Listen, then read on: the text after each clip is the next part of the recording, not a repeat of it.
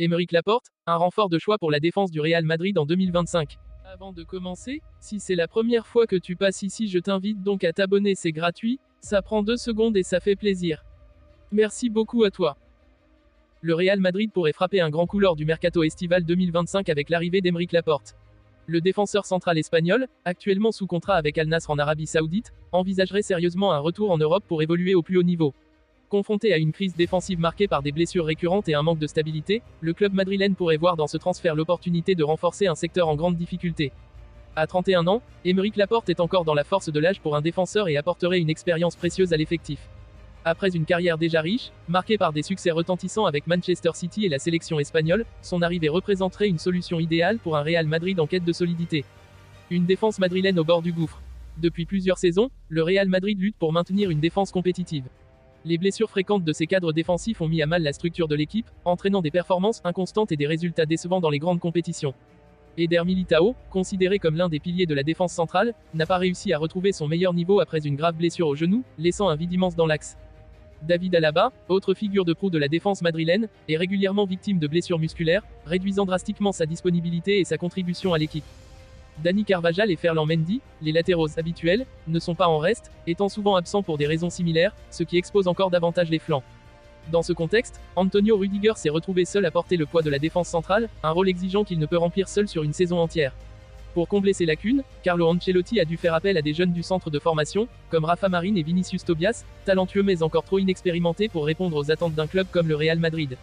Ces problèmes structurels ont eu des répercussions directes sur les résultats du club, avec des éliminations prématurées en Ligue des Champions et une irrégularité inquiétante en Liga. Le Real Madrid est donc à la recherche d'un défenseur capable de redresser la situation, et Aymeric Laporte semble être une solution naturelle. Pourquoi Aymeric Laporte est-il la recrue idéale ? Avec son profil complet et son expérience du haut niveau, Aymeric Laporte représente une option de choix pour renforcer la défense madrilène. Actuellement joueur d'Al Nassr, en Arabie Saoudite, Laporte chercherait à revenir en Europe pour retrouver l'élite et disputer à nouveau la Ligue des Champions. Un retour au sommet pour le joueur. À 31 ans, Laporte est encore dans la force de l'âge pour un défenseur. Après plusieurs années passées en Arabie Saoudite, il aurait exprimé son envie de renouer avec le plus haut niveau. Le Real Madrid lui offrirait l'opportunité de retrouver l'intensité des grandes compétitions européennes et de prouver qu'il reste un joueur d'élite. Un renfort stratégique pour le Real Madrid. Laporte est reconnu pour ses qualités techniques et physiques, qui en font un défenseur central moderne. Sa capacité à relancer proprement, sa lecture du jeu et sa solidité dans les duels aériens s'inscrivent parfaitement dans le style de jeu madrilène. Il serait également un complément idéal à Antonio Rüdiger, formant une charnière centrale expérimentée et redoutable. Un modèle pour les jeunes joueurs. En plus de ses qualités sur le terrain, Laporte pourrait jouer un rôle clé dans le développement des jeunes talents du club. Des joueurs comme Rafa Marín ou Álvaro Carrillo bénéficieraient de son expérience et de ses conseils pour progresser et s'imposer au plus haut niveau. Une opération avantageuse pour le Real Madrid. En termes financiers, le transfert de Laporte semble également être une opération abordable. Son contrat avec Al Nassr inclurait une clause lui permettant de partir à un prix raisonnable, et le joueur serait prêt à accepter un salaire compétitif pour faciliter son arrivée à Madrid. Cette flexibilité financière permettrait au Real Madrid d'investir dans d'autres secteurs prioritaires, comme les postes de latéraux ou le recrutement d'un attaquant, tout en renforçant considérablement sa défense. Un impact immédiat et durable. L'arrivée de Laporte offrirait au Real Madrid une solution à court et à long terme. Dès son intégration, il apporterait une stabilité bienvenue à une défense désorganisée, tout en incarnant un leader capable d'encadrer la jeune génération. En outre, son expérience en Première Ligue, en Ligue des Champions et en sélection espagnole lui permettrait de s'imposer comme un joueur clé lors des grandes échéances, un atout indispensable pour un club habitué à jouer sur tous les tableaux. Les réactions des supporters et des experts. L'hypothèse d'un transfert de Laporte au Real Madrid a déjà fait couler beaucoup d'encre. Les supporters, en grande majorité, se montrent enthousiastes. Ils voient en Laporte un joueur capable de répondre immédiatement aux besoins de l'équipe et d'apporter une touche de sérénité à une défense trop souvent mise à mal. Les analystes, bien que globalement favorables, expriment quelques réserves. Ils s'interrogent notamment sur la capacité de Laporte à retrouver son niveau d'élite après avoir évolué dans un championnat moins compétitif comme celui d'Arabie Saoudite. Un pari gagnant pour toutes les parties. Si ce transfert venait à se concrétiser, il représenterait une décision gagnante à la fois pour le joueur et pour le club. Aymeric Laporte aurait l'opportunité de prouver qu'il peut encore briller au plus haut niveau, tandis que le Real Madrid bénéficierait d'un renfort crucial dans une zone clé de son effectif. Pour les supporters, l'arrivée de Laporte serait synonyme d'espoir et de renouveau, à un moment où la défense madrilène semble plus que jamais dans le besoin.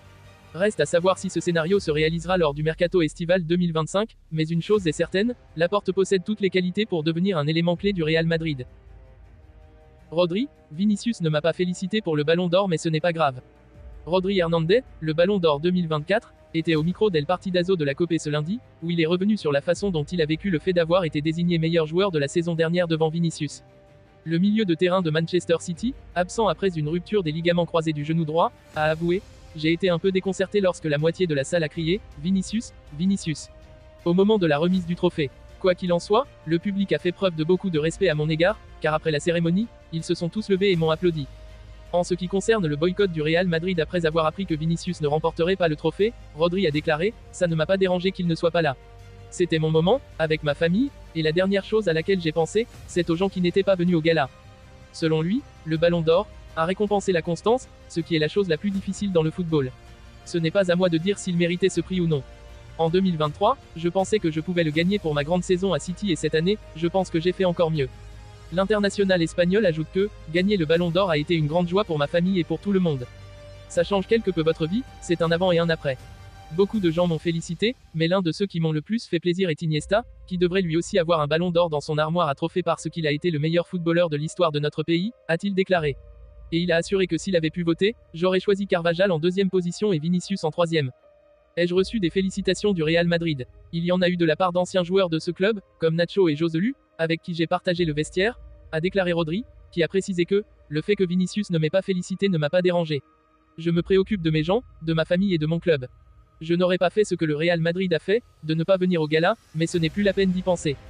Quant à sa célébration du Ballon d'Or avec ses proches, le joueur a déclaré que les gens doivent comprendre l'esprit sportif et qu'il s'agit d'une fête privée, d'un moment de célébration. À aucun moment je n'ai manqué de respect à qui que ce soit. Je respecte énormément Vinicius et le Real Madrid. Lors du gala du Ballon d'Or, Rodri a prédit que le Barcelonais Lamine Yamal, lauréat du trophée Copa, allait gagner un Ballon d'Or un jour. Le joueur de City a expliqué que, entre Morata et moi, en tant que vétéran, nous l'avons un peu parrainé. Il doit mettre tout son talent là où ça compte. Il est très jeune, mais en ce moment il est sur la bonne voie. En ce qui concerne l'excellent début de saison du Barça, il a déclaré que nous avons tous été surpris par le niveau de Barcelone. Vu le nombre de joueurs de l'équipe nationale espagnole qu'ils ont, je suis ravi. Il espère revenir cette saison. Malgré la grave blessure qui le tient à l'écart depuis septembre dernier, Rodri n'exclut pas de revenir avant la fin de la saison. J'ai l'intention de rejouer cette saison. C'est mon défi. Maintenant, les saisons sont de plus en plus longues et la Coupe du Monde se termine le 13 juillet. J'ai déjà commencé à marcher et je suis en meilleure forme que je ne le pensais, tout en affirmant que sa prolongation de contrat avec City n'est pas ma priorité en ce moment. Je veux récupérer et nous verrons. J'aime vivre dans le présent, j'ai un contrat avec City et j'y suis très heureux. Je ne me ferme pas de porte. Le milieu de terrain a également révélé que, lorsque j'avais 17 ans, je voulais quitter le football. J'avais fait beaucoup de sacrifices et je voyais que non, que je n'allais pas de l'avant. Ce coup de téléphone avec mon père a été le moment le plus important de ma carrière. Enfin, Rodri estime que le joueur le plus décisif au monde actuellement en termes de chiffres est Haaland. De plus, il est très jeune et le restera pendant de nombreuses années. Je dirais que c'est le seul joueur qui peut se rapprocher de Cristiano et Messi.